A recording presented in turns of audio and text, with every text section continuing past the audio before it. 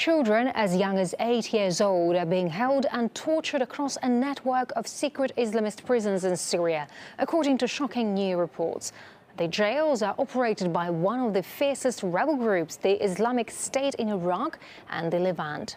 Its practices and laws are so harsh that Amnesty International has equated it to a reign of terror. Smoking or behavior deemed anti-Islamic can lead to lengthy sentences at these detention centers and even worse. But as RT's Gaynet Chechkan reports, Washington's commitment to the rebels in Syria means it's willing to talk to even the most hardline groups. Washington says it's willing to negotiate with the so-called Islamic Front in Syria, just days after the front kicked the Western-backed Supreme Military Council out of their headquarters and seized their warehouses. We can engage with the Islamic Front, of course, because they're not designated. And do you have any? Yet the Islamic Front includes groups that are demanding a hardline Sharia state. It would be a strategic mistake if the U.S. administration or Europe or their allies would be engaging in a partnership.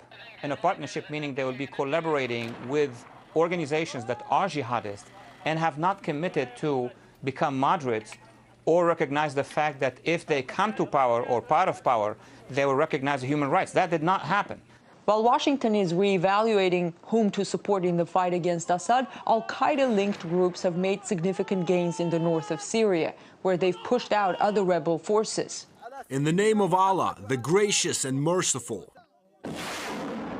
When you're firing rockets, it's Allah who fires them with your hands. These strikes are only a drop in the ocean. The lions of the Islamic State are fulfilling their oath from Iraq to Lebanon.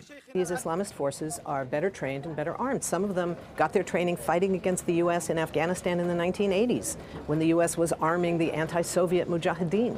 In those days, some got their experience and their arms fighting against the U.S. in Iraq, much more recently. Washington says the Islamic Front that it is willing to negotiate with does not include designated terrorist groups like Jabhat al-Nusra and the so-called Islamic State of Iraq and Levant. But on the ground in Syria, there are so many different groups that the labels could be irrelevant. Residents of the town of Adra near Damascus can't name the exact rebel group that executed over 80 civilians there, including children, earlier this week. The U.S. has supported the Syrian opposition on a premise that Washington would be able to discern different shades of extremists there and figure out which ones are less extreme.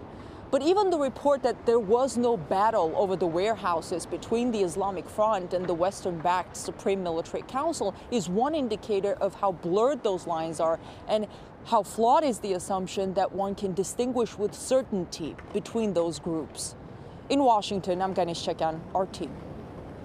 So where are all these radicals coming from? The answer is from almost everywhere. Even the most secular European states have identified their citizens fighting in Syria, often on behalf of radical rebels. And that's really started to worry EU officials who know that those Islamists will come back home one day.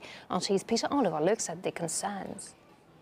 The number of Europeans heading to Syria to fight in the country's ongoing civil war is currently topping the EU counter-terrorism agenda. Speaking at a meeting of security officials in Brussels, the Belgian Interior Minister said as many as 2,000 EU citizens may be involved in the conflict. His French counterpart saying, well, those numbers were on the increase. That statement reiterates findings by the International Centre for the Study of Radicalisation. They're a group based out of King's College in London. Now, they suggest that since April of this year, the number of Europeans going to Syria to fight may have increased threefold. Now, their other findings suggest that up to 11,000 foreigners from as many as 70 different countries may have taken part in the conflict at some point. 18% of those coming from Western Europe, the majority of that 18% from Britain and from France,